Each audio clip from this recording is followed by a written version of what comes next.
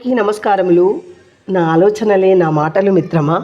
ఎలా బ్రతకాలో దిగులు చెందకు. ఎందుకంటే గూటిలోని పక్షికి గింజలు ఎక్కడ దొరుకుతుందో తెలియదు. అయినా అది హాయిగా ఆకాశంలో ఎగురుకుంటూ వెళ్ళి గింజలను కష్టపడి సంపాదించి తన పిల్లల కోసం ఆకలి తీరుస్తుంది. అదేవిధంగా మన జీవితం కూడా అంతే. ప్రయత్నం చేస్తే సాధించలేనిది సృష్టిలో ఏదీ లేదు. ఏది సులభంగా లభించదు. ప్రయత్నిస్తేనే కదా. అంత కష్టం కూడా కాదు.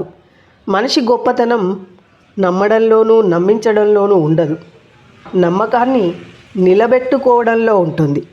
ఎవరైనా చెడు స్వభావం కలవారు అని తెలిస్తే వారు సొంతవారైనా సరే దూరం పెట్టండి.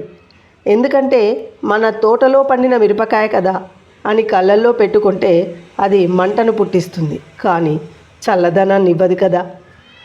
ఎంత కష్టం వచ్చినా నీలో నీవే ఓదార్చుకోవడం నేర్చుకో. ఎందుకంటే నీ కష్టాలను చూసి నవ్వుతారే తప్ప నా అనుకొని నీకు చేయందించి సహాయాన్ని చేసేవారు ఉండరు. ఇది మాత్రం తెలుసుకొని ముందుకు వెళ్ళు. కాబట్టి ఎప్పుడు కూడా కష్టాల్లోనే మనకు అన్ని విషయాలు తెలిసి వస్తాయి. సుఖంలో ఏ విషయం తెలియదు. కాబట్టి కష్టమే మనకు మార్గం చూపెట్టేటటువంటి ఇది. కష్టాన్ని నమ్ముకొని సుఖం వైపు పరిగెడితే సుఖం తప్పకుండా వస్తుంది. అది ప్రయత్నంతో వస్తుంది. కాబట్టి ఆ ఫలితాన్ని అనుభవిస్తాం తప్పకుండా. కష్ట సుఖాలు అనేటివి ఎప్పటికీ ఉండేటివి కావు, వచ్చి పోతూ ఉంటాయి. అవి అందరికీ ఉంటాయి. కానీ నాకే వచ్చింది అని దిగులు పడుతూ మానసికంగా నీవు అనుకుంటే నీ ఆరోగ్యం పాడవుతుంది.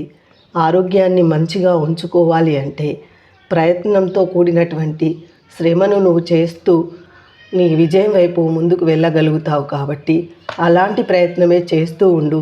ఎప్పుడో ఒకసారి నీ కష్టాలకు మార్గం దొరుకుతుంది. సుఖ జీవితము గడపడానికి దారి దొరుకుతుంది. కాబట్టి నా మాటలు మీకు నచ్చితే తప్పకుండా లైక్ చేయండి, కామెంట్ చేయండి, సబ్స్క్రైబ్ చేసుకోవడం మాత్రం మర్చిపోకండి.